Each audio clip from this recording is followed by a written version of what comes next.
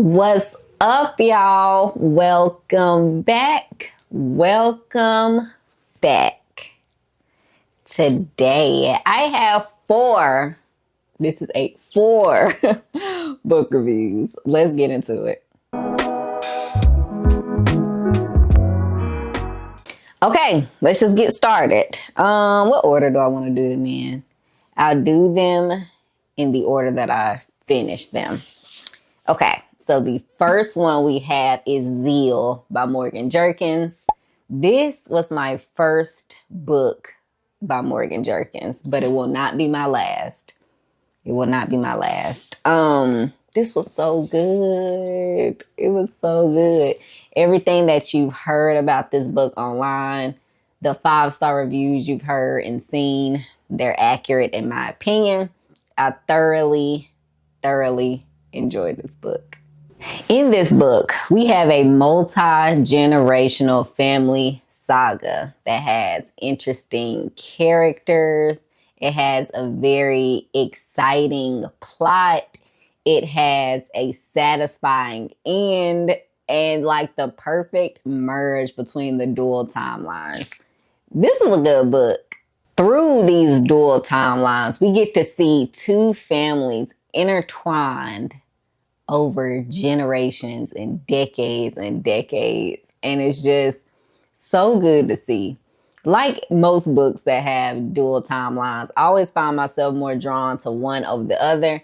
In this one, not saying that one is better than the other. I just feel like I'm just feeling one a little bit more. In this book, I really was feeling the historical timeline more than the present day. Not saying the present day was bad. It was just that's the one I was feeling more.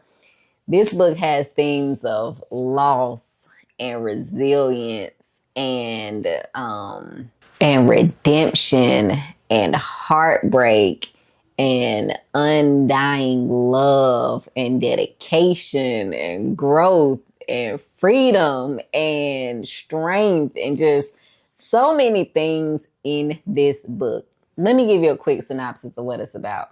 So you have the historical timeline takes place where you follow Tirza and Harrison, who they are like, they had this love, like this just deep, true love. And you kind of get to see where that takes them once slaves are freed. You kind of get to see where that takes them through different states and stuff like that. Then you have the present day timeline that follows Ardelia and Oliver and their union. It takes place in like the 2020s during the pandemic. And it's just, you just get to see how those timelines merge together, how through words, through letters, through stories told and elders' memories, how stories are passed down and like the legacy that's left behind. You learn about the Freedmen Bureau, where they were like, it was organizations in different states trying to match freed slaves with their loved ones that got separated. And just so many things. It's so rich in history and so like, again, satisfying at the end. There is heartbreak.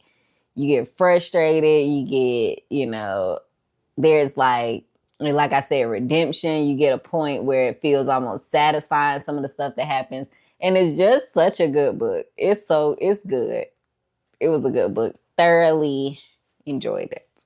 Next, we have, what did I read next? Okay, this one's going back to the library. Everybody has also recommended this book the same way they recommended Zeal. That is Dominion by Addie Citchens. Okay, this book follows, it's a pretty short read. How many pages is this? 229 pages, including acknowledgments. So not too bad. But so this book follows a church family, messy Southern church family, and the inner workings of it. Okay, you got the pastor, his wife, their children, and you got one son. His name is Wonder Boy, and he's just a mess. Okay, he's just a mess. The mom a mess, the pastor, the dad a mess, Wonder Boy's girlfriend, she a mess. Like the whole thing is just messy.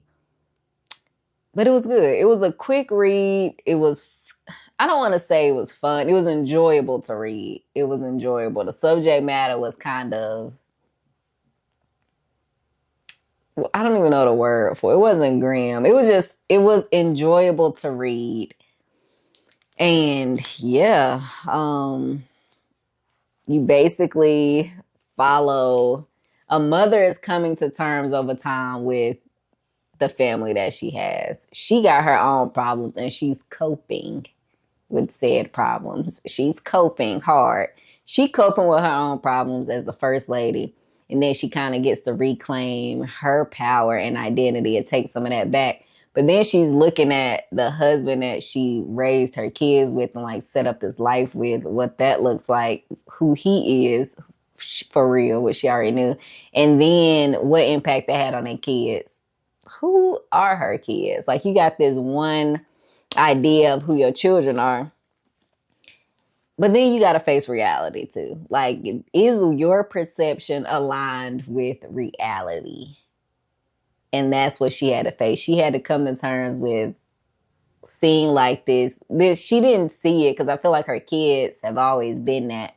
But being able to come to terms with and acknowledging who your kids really are, not what you want them to be, and not seeing them through these rosy colored glasses, but who they really are. And so that's kind of where this book follows. The only thing about this, like I said, it's a short book. And maybe because I've been reading like super long, fleshed out books, a whole lot happened in this book. It was fast paced.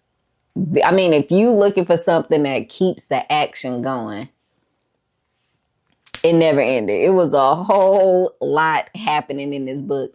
And I had to like take a step back and realize like that's what this book was. So I had to be like, oh, we on to the next thing, instead of like really trying to like stay in one place.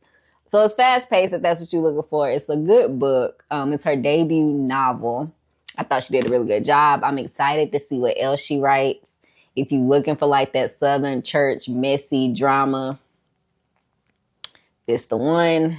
And yeah, I think it was fast paced and I wasn't expecting it to be. But that's a me problem because I've been reading a lot of slow paced books. But yeah, still really good. Enjoyed it.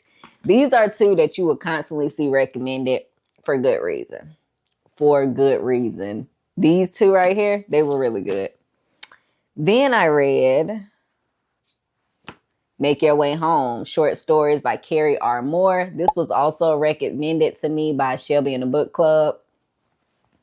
And I've said it several times. I'm not the biggest short story fan at all. It's not that I dislike them. I'm always like wanting more. This collection of short stories, first of all, this cover's gorgeous. Let's just start with that.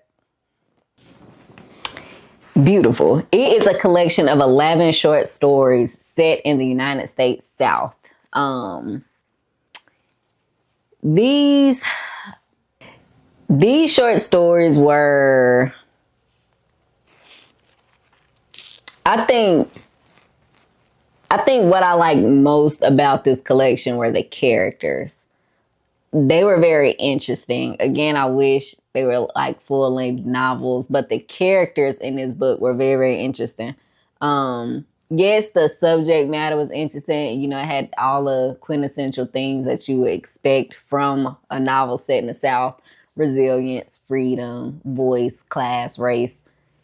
But the characters were very interesting. Even though she had a little bit of time to kind of talk about it and flesh it out, I still think they were good. Like A Sense of Belonging. My favorite short story in this collection was Cottonmouth. Which one is that? Actually, it's the second one. It was good. It's about this girl, and she low-key follows in the footsteps of her mom. Her and her mom are pregnant at the same time, essentially. And you get to see the younger daughter overcome her fears. You get to see the truth into how she was in the situation she was in. You get to see her mom coming to terms with some of the things, you know, like seeing reality for what it really is. And I just thought it was a good book. They're conquering their fears, you know, And even like there's even good messaging about, again, women in society and how her mother was very capable, but still she reserved certain things for her husband that she could have did because, and it can be interpreted multiple ways as to why she did it, but I still think it was really interesting in a matter of a couple of pages that, you know, she was able to have all of these questions be unanswered and answered at the same time. So it was good. The cover's gorgeous. The cover's gorgeous. But yeah, hands down, Cottonmouths is my favorite. So yeah, that's that. It's her debut collection as well. The cover just so beautiful, y'all. Okay, and then lastly, I started this before I started all of the other ones, but I started this in my vlog, y'all. I don't know. This is a book that I started on audiobook on CD that I checked out from the library, and then I went and got the physical copy because I really, really didn't like the audiobook. Like really. And I think I just chopped that up to, this author uses a lot of flowery language, very poetic. Then I saw after I finished it that he is a poet as well, which makes sense. But I found I didn't want to hear it. I didn't want to hear that language on audio. I just didn't like it at all. It was like, it was too much for me. So I took that back and then I got the physical book and I finished it. I've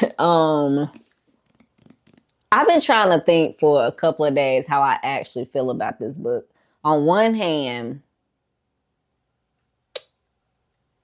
first, let me tell you what it's about. This follows the main character. His name is High, and he lives in a town called East Gladness, which is like literally right outside of Hartford, Connecticut. And it's a small town. Nobody stays. People pass through and get out of it as fast as they can. Cheap, poor town, and there's not much there. But High is struggling with a lot of stuff. It starts out with him about to make a very serious decision. And he ends up meeting this woman named Grazina. She's an older lady who is experiencing dementia. And so you have Ha, who is an Asian. At the time when he meets her, I think he's 19. So he's a 19 Asian queer guy, I believe. Yeah, he is. He's a queer guy. And he meets Grazina, who's an older, elderly lady who's experiencing dementia. And they kind of form this really cute bond, friendship. You get to see High's family. So he got a cousin named Sony, his mom. What's he think about his grandma, stuff like that. And then he gets a job at a H market and builds a little family with his coworkers too. And then you got Grazina, you get to see what her life is like as she's having flashbacks to the past, you know, dealing with dementia, dealing with her current, and almost losing the ability to advocate for herself, losing the ability to be able to make decisions for herself. This book deals with themes of addiction, depression. It brings up, like I said, High is gay. I'd say that, but like, I think maybe they do explicitly say it, but I was still kind of like, is that what he's trying to say? Okay, High, we're going to just say he is queer. He has a cousin that's autistic. They're all poor in this town. And it deals with that. It deals with the like mundane life of people living in poverty, what they have to do to be able to make it to the next day, what life looks like, decisions that need to be made to get paid, and just regular life for these people that live in this town called East Gladness. That's what that book is really about. Now, why I had to figure out what I felt about it. On one hand, it was very poetic in a good way. And on the other hand, it was very poetic in not such a good way. The good poetic side was there was a lot of beautiful language. Like there was a lot of like one sentence hits that was just like, wow, that was powerful. There was a lot of imagery around certain things that just paint such a beautiful picture. That was a good side.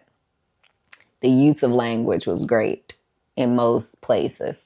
Then you got the other side where it was just so, it was like too much to be for the sake of being too much. Like, it was just, some of it just seemed like without purpose. Like, there was some really beautiful stuff in there. And then you had some other stuff that was just like, what is the point of this? Like, it just seemed like it was just there to pad something. And I was just missing like why it was there in the first place. I don't know. So that was the thing that I kind of struggled with, where I was like, it was like a double-edged sword. Like, it was so good here, but over here, I just feel like, what are we doing? Like, why is it still going on right here?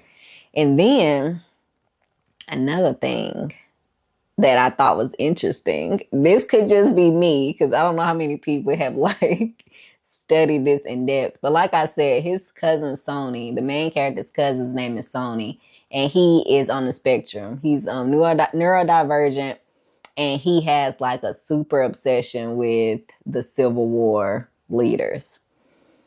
And he studies Robert E. Lee, and he studies Stonewall Jackson. Again, this is very niche. I don't know how many people have done this, but I have done a very, very, very too much in-depth study of Stonewall Jackson before, like in one of my previous jobs, where I spent months like studying about Stonewall Jackson. Don't ask me why it was related to my job, but I thought that was so interesting to pick this book up and like see him talking about it. Like, they went to the Stonewall Museum, kind of get to hear like bits and pieces about his family, stuff I already knew, but I don't think I've read, especially a modern fiction book that actually like just talks about different facts about the Civil War, Robert E. Lee, Stonewall Jackson, and stuff like that. So I thought that was interesting. I'm aware it's very niche, but I just thought that was cool to kind of see that. Yeah. And some stuff in this book, it was like, it had things that I really like. I love an elderly protagonist. She wasn't the main character, but she was one of them. She was pretty close. Like, she was a close second to Ha, who was the main character. And I love,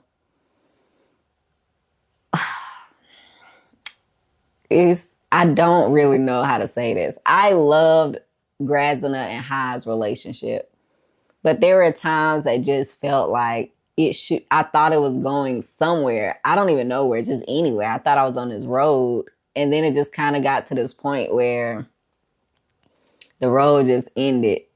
I just feel like it didn't go anywhere for real. It just kind of ended. It just ended abruptly. Like, it blossomed and developed into something, and it just kind of ended. So I don't know. Not the best book I've read. Not the worst. It was okay. It had some really good parts that I liked. Like, really good parts where I was like, dang, that's good. And then it just like stopped right there, where it was like, this is great. It stopped, and then it started doing something else. And I'm just like, what are we doing here? So I don't know. This was an okay book for me. Not the best, not the worst. And remember, I picked this up because my local book club picked this for like their book club meeting. I won't be able to be a part of the meeting, so I just read the book anyways. And it has some really good stuff in it. It's just, I don't know, like, not bad, not amazing. It was good. That's what I'm gonna say about this. Glad I did read it, though. Glad I read it. So that's it for today, y'all. 4 books. Let me know what you think. 1 short story collection, 3 novels, 2 debuts. Yeah. Let me know what y'all think. And I'm going to see y'all on the next one.